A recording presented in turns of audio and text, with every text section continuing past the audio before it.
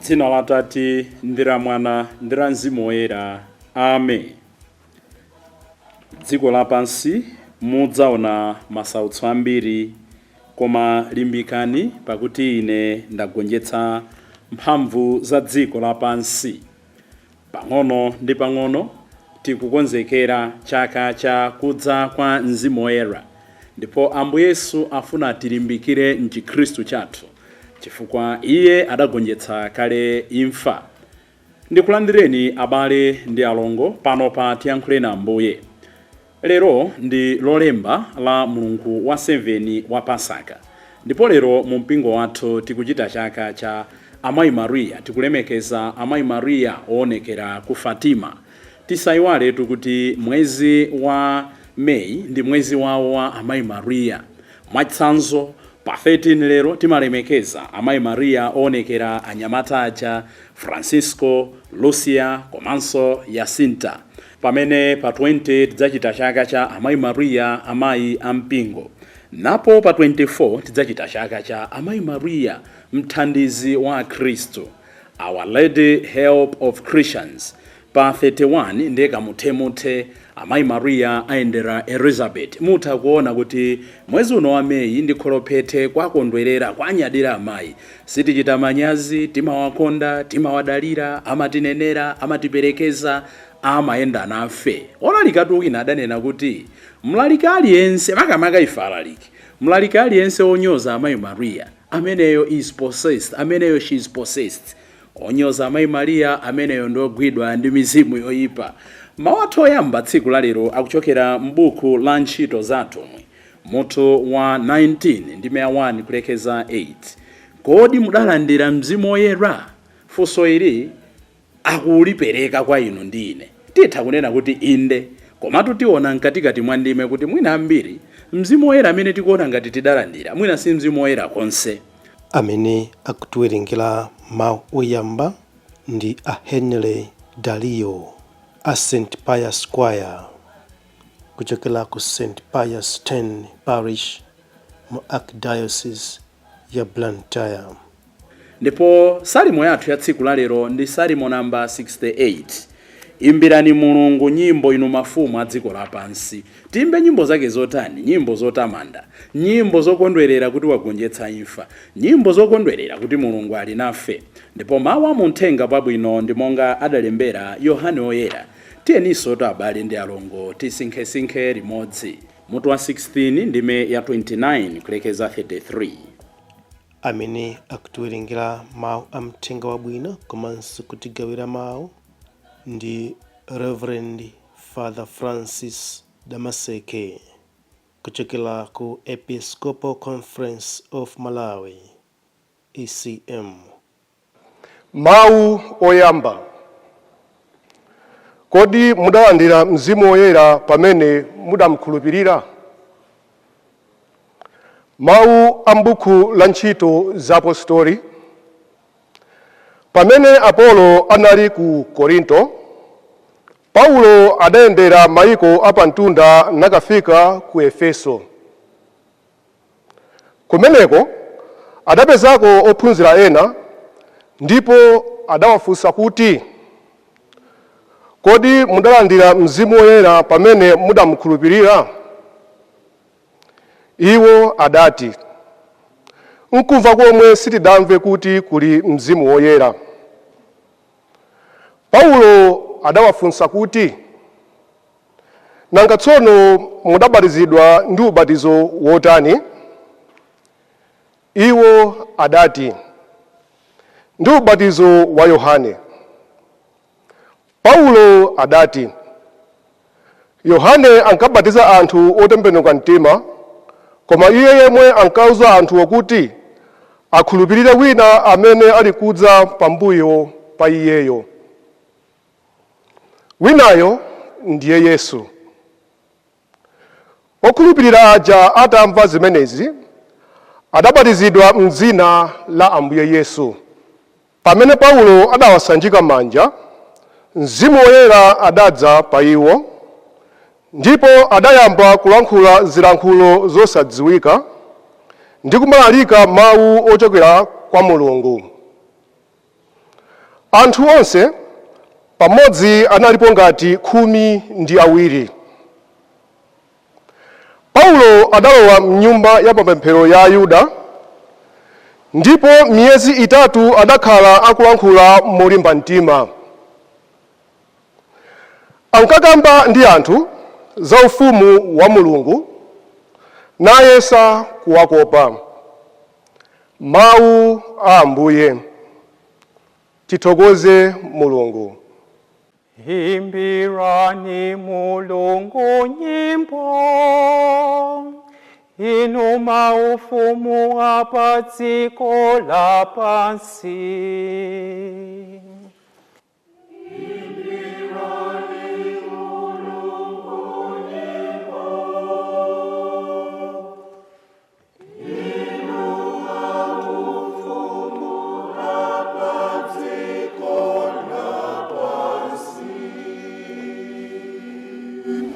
Mulungu atsamatuke adani ake amwazikane,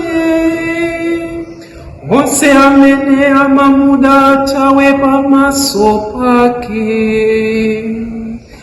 Amwazeni iwo monga mmene mphepo imachitira utsi, anthu oyipa aonongeke pamaso pa Mulungu.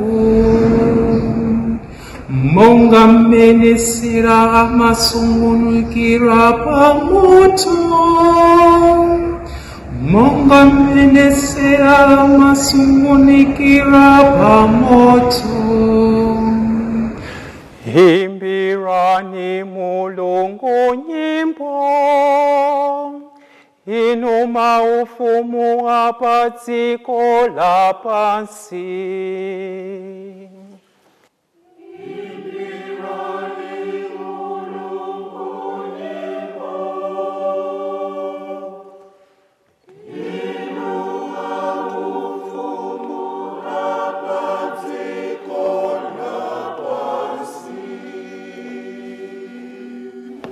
Koma anthu anu Mulungu akondwere asangalale pamaso panu,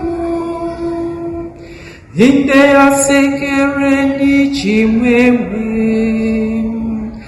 Muyimbireni Mulungu, imbani nyimbo zotamanda dzina lake, kwezani nyimbo yotamanda Iye amene amayenda pa mitambo, dzina lake ndi chauta. Musangalale pamaso pake. Imbirani Mulungu nyimbo, inu maufumu hapa dziko lapansi.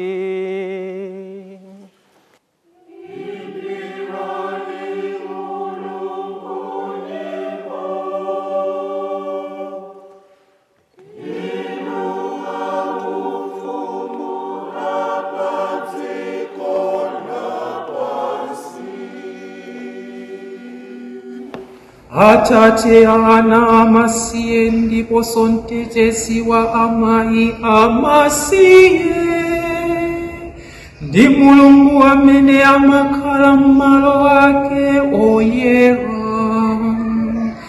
Anthu osiyidwa Mulungu amawapatsa malo okhalamo,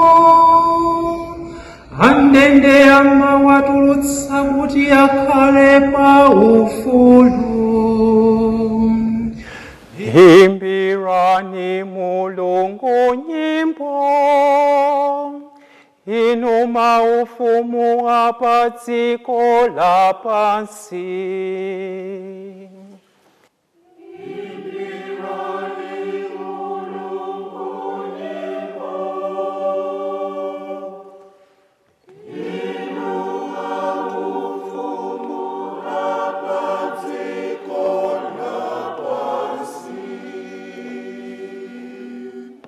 Ambuye akhale nanu. Mawu mu Uthenga Wabwino monga adalembera Yohane oyera. Ulemu kwa inu Ambuye. mutu wa 16 ndime ya 29 kulekeza 33. Pa nthawi yomweyo ophunzira ake adati, apo ndipo tsopano mukuyankhula momveka osatinso mophiphiritsayi. Tsopano tadziwa kuti mumadziwa zonse, ndipo palibenso chifukwa choti munthu akufunsireni mafunso. N'chifukwa chake timakhulupirira kuti ndinu ochokera kwa Mulungu. Yesu adawayankha kuti, kani mwakhulupiriratu tsopano? Nthawi ili kudza ndipo yafika kale pamene mudzabalalikirana aliyense kunka kwawo, ine kundisiya ndekha. Komabe sindili ndekha, pakuti Atate ali nane. Ndakuwuzani zimenezi kuti mukhale nawo mtendere pakukhulupirira ine. M'dziko lapansi mudzaona masautso, koma limbikani, ine ndagonjetsa mphamvu zoyipa za dziko lapansi. Mthenga wa Ambuye. Ulemu kwa inu Ambuye Yesu Kristo. Monga ndanenera pachiyambi, lero timalemekeza amayi Maria oonekera ku Fatima m'dziko lija la Portugal. Ndipo tikumbukire kuti pa nthawi dziko lapansi, dziko lonse, zaka za ma 1915, 16, 17, 18 kunali chipwirikiti, nkhondo, anthu kumenyana. Tsopano amayi Maria amenewa, this is verified information. Amayi Maria adakaonekera Lucia komanso azibale ake, cousins ake Francisco komanso Jacinta. Amayi Maria adauza Francisco, Jacinta ndi Lucia, iwo adati kolona ndiye chida cha Chikristuchi. Mukolona muli mphamvu, mukolona mmagonjetsa. Uthenga wa amayi Maria mwachidule unali otani? Tipemphere tsiku ndi tsiku, kupempherera mtendere, kupempherera dziko lapansi, kupempherera umodzi, koposaposa tipempherere kuti anthu atembenuke mtima, alape machimo ndi kuyesetsa kufunafuna kuyera mtima. Umene utu ndi uthenga umene amayi Maria adapereka zaka zapitazo. Koma titha kuona kuti uthenga ukupita kwa inu, uthenga ukupita kwa ine, uthenga ukupita kwa ife. Chifukwa wina aliyense mwa ife ali ndi nkhondo zake, aliyense mwa ife ali nacho chimene chikumudyera mtendere wake. Tili nazo nkhondo zimene tikumenya ngati ansembe, ndili nazo nkhondo ngati zimene ndikumenya ngati wansembe. Inu amene muli pa banja muli nazo nkhondo zimene mukumenya ngati anthu apa banja. Inu amene muli pa ntchito muli nazo nkhondo zimene mukumenya ngati anthu apa ntchito. Aliyense pamalo pamene akupezekapo ali nazo zake nkhondo zimene zikumenya. Monga amayi Maria anapereka uthenga, usanangoupereka kwa anyamata ajayi. Uthenga umenewu anawathandiziranso kuti popempherapo, polakalakapo, potula nkhawa zawo, athandize kunena kwa mwana wake Yesu. Inu ndine amayi Maria, she's there to help us, she's there to intercede for us, she's there to usher us to Christ. Tikuyenera tanyadire mayi, sindife amasiye, sitili tokhayi. Komano ndimafuna kuti pamene tikusinkhasinkha za uthenga umene amayi Maria anapereka kwa achinyamata amene ndatchula mayina pano, Lucia, Francisco komanso Jacinta, tilingalirenso zinthu zitatu izi zofunikira. Mukuona kuti uthengawu udakaperekedwa osati mu mzinda wotchukayi. Kwa amene timadziwa mbiri ya mzinda wa Fatima ku Portugal, sikuti ndi mzinda waukulu, sikuti ndi mzinda wotchuka, unali mzinda umene unali wakumudzi. Sikuti uthenga udakaperekedwa kwa bishop, si uthenga udakaperekedwa kwa papa, kapena kwa nsembe, kapena kwa sister. Awa anali ana amene anali kudyetsa ziweto, anali kudyetsa mbuzi, anali kudyetsa nkhosa zawo. Akutiphunzitsa chani? Amayi Maria kapena mthenga wa Mulungu zazikulu zimaonekera kwa anthu odzichepetsa, zimaonekera kwa anthu onyazika, zimaonekera kwa anthu amene tikuona ngati ndochepa mphamvu pamaso pa dziko. Ino ndine ngati tikufuna Mulungu azidziulula mu zazikulu zake, tiphunzire kukhala anthu odzichepetsa. Chachiwiri ndichonena kuti uthenga udaperekedwa pa nthawi imene dziko linali pa mavuto. Pa Chingereza amanena kuti the message was delivered when the world was in a crisis. Amayi Maria monga zidalili pachiyambi kuyambira kukana kucha, amabwera mmoyo mwathu pamene tili pa mavuto, pamene tasowa mtendere, pamene nzeru zatithera, pamene zinthu sizili kutiyendera. The Blessed Virgin Mary comes to us at a time of our crisis.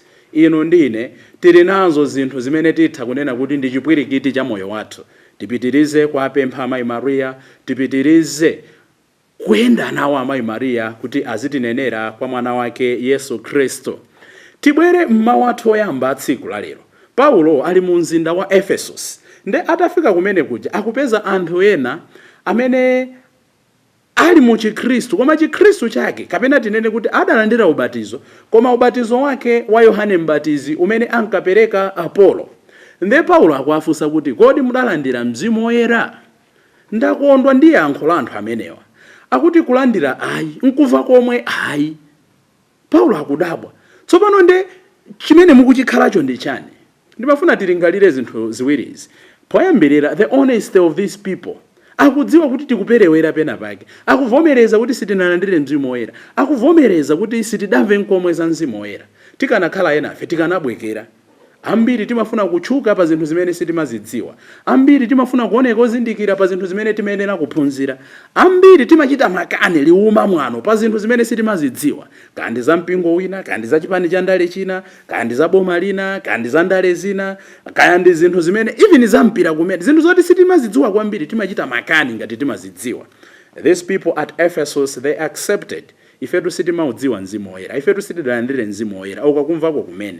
Mwina funso ili tilipinde libwere kwa inu ndine. Kodi inuyo mudalandira Mzimu Woyera? Kodi ineyo ndidalandira Mzimu Woyera? Chifukwa choti tidalandira ubatizo, chifukwa choti tidalandira usembe, chifukwa choti tidalandira ulimbitso, mwina ansala yachidule imene tingapereke ndiyoti inde tidalandira Mzimu Woyera. Komatu tisayiwale mawu a Ambuye athu amanena kuti mtengo umadziwika ndi zipatso zake. Tikayang'ana zina mwa zipatso za Mzimu Woyera nde chikondi, nde chimwemwe, nde mtendere, nde honesty, kukhala munthu onena zoona, patience, kuzigwira, kindness, kuleza mtima, goodness, kutulutsa zabwino mwa ife, kunena zoona nthawi zonse, kukhala munthu kwa self control, odziletsa pa zina. Mwina titati tiyang'ane list ya zinthu zimene amafotokoza tikawerenga kalata ya Paulo yolembera Agalatia, makamaka mmutu wa 5. Can we say tidalandira Mzimu Woyera? Machitidwe athu, mayankhulidwe athu, makhalidwe athu pakati pa anzathu. Mwina ansala yake itha kufanana ndi abale athu aku Ephesus kuti nkuva komwe sitidalandire Mzimu Woyera, sitidziwa Mzimu Woyera. Timangodziwa za Mzimu Woyera koma sitidalandire Mzimu Woyera. Ambuye lero afuna tisinkhesinkhe za moyo wathu. Tidalandira Mzimu Woyera. Chachiwiri chimene ndimafuna tisinkhesinkhe ndi mawu oyamba amenewa ndi kunena kuti anthuwa amatchulidwa kuti ndi ophunzira a Apolo. Pali mfundo ziwiri zofunikira. Choyambirira, Apoloyu anali nkufuna kwabwino koma amaphunzitsa za Yohane Mbatizi basi, ubatizo wa Yohane Mbatizi. Analadamvetse kuti Chikhristu chatsopano, moyo watsopano wa Yesu ndi otani. Tilipo anthu ena amene tikuona ngati tikuchita zabwino osadziwa kuti tikadali mu chipangano cha Yohane Mbatizi, tikadali m'maphunzitso a Yohane Mbatizi.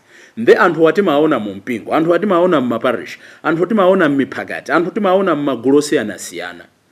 Adagwira Chikhristu chapadzana, Chikhristu chija chomangolandira thandizo chokera kwa azungu.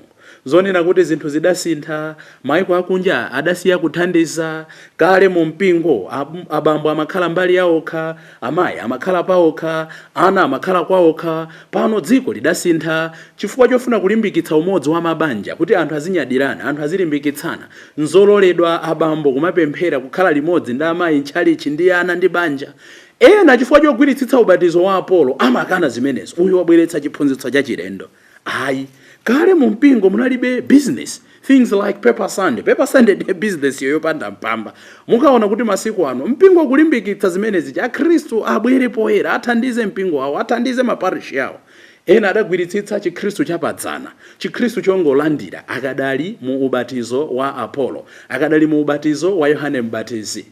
Ambuye Yesu lero akunena kuti olandira Mzimu Woyera amakhala ndi chiphunzitso chatsopano. Ndi kunena kuti kuopsa kwake anthuwa amatchulidwa kuti ndi ophunzira a Apolo. These people at Ephesus were called disciples of Apollo. Kuopsa nkonena kuti pakati pathu aliponso ophunzira a Apolo. Ndidanena chaka chatha pamene timakambirana nkhani ngati omwe. Ophunzira a Apolo amaoneka bwanji? Anagwiritsitsa chiphunzitso cha Yohane Mbatizi komanso samadziwa za Mzimu Woyera, samadziwa za Mulungu ene atatu. Nkutheka inu ndine ndife ophunzira a Apolo. Alipo a Khristu ena ndikamba pano amagwiritsitsa zophunzitsa za wansembe kupambana zophunzitsa za mpingo, kusiyana ndi zophunzitsa za mayi wathu Ecclesia. mukadali ophunzira Apolo. Aliko anthu ena ophunzira Apolo amene iwo akati apemphera ndi kuti yayimbira ndi kwaya A, ikayimbira kwaya B ndi C amanena kuti tsiku limenelo sanapemphere. Ophunzira Apolo alipo anthu tikukamba pano akumvera mawu awa onena kuti amagwiritsitsa, amakhulupirira koposa aprofeti, koposa mmene angakhulupirire Yesu Khristu ndi mawu ake ndi mpingo wake. Mukaona otero mungodziwa kuti ndi ophunzira a Apolo. Alipo anthu makono amene safuna njira zina zopempherera. Iwo chimene adagwiritsitsa ndi zimene adaphunzira tsiku loyamba kuti kupemphera kwa iwowo ndi korona. Choncho mukaona nsembe ya misa ili nkati, ali nkati nawonso mopemphera korona. Amenewo ndi ophunzira a Apolo. Alekeni Mzimu Woyera adzawayendera, adzawatembenuza, musalimbane nawo, muzapempherera, muzamvetsa. Alipo ophunzira a Apolo m'mabanjamu amene iwo adamvetsa kuti kukhala mutu wa banja ndi kungolamula basi. Zoti Yesu Khristu anali wansembe, mthirasembe. Zoti Yesu Khristu anali mprofeti, mneneri kuphunzitsa. Komanso mfumu, iwo adangogwira ufumu wa Yesu Khristu pakhomo amangolamula. Ndifuna chakuti, ndifuna chakuti, chitani chakuti, abwera mmene angafunire. Ena akapanga zomwezo imakhala nkhani. Amenewo ndi ophunzira a Apolo. Ophunzira chiphunzitso chatsopano ndi amene amadziwa kuti ine pokhala mutu wa banja ndiphunzire kukambirana ndi anzanga apa banja, ndiphunzire kumvako maganizo anthu ena, ndiphunzire kupereka zitsanzo zabwino kwa anthu amene ndikuwatsogolera. Ophunzira a Apolo sapanga zimenezi. Ophunzira a Yesu Khristu ndi amene amakhala flexible to change the things that they cling to. Tipemphererane wina ndi nzake tsiku la lero. Poyamba amayi Maria amene adaonekera kwa Lucia, Francesco komanso Jacinta atithandize ife mu nkhondo zosiyana-siyana zimene timamenya. Chachiwiri amayi Maria omwewo atiphunzitse kukhala ndi mtima odzichepetsa, chifukwa Mulungu amadzulula kwa anthu amene amaoneka ngati onyozeka, anthu amene ali so humble. Potserezera tidzifunse ngati tidalandira Mzimu Woyera. Ambuye Yesu akuti dziko lapansi tidzaona masautso ambiri, koma tilimbike chifukwa iye wagonjetsa imfa. Abale ndi alongo, inu ndi ine titadzifunsa mafunso amenewa, tiyeni tikhale anthu osinthika, chifukwa tusalimwe kuti tiyambe kuimba nyimbo yatsopano. Dzina la Atate ndi la Mwana ndi la Mzimu Woyera. Amen.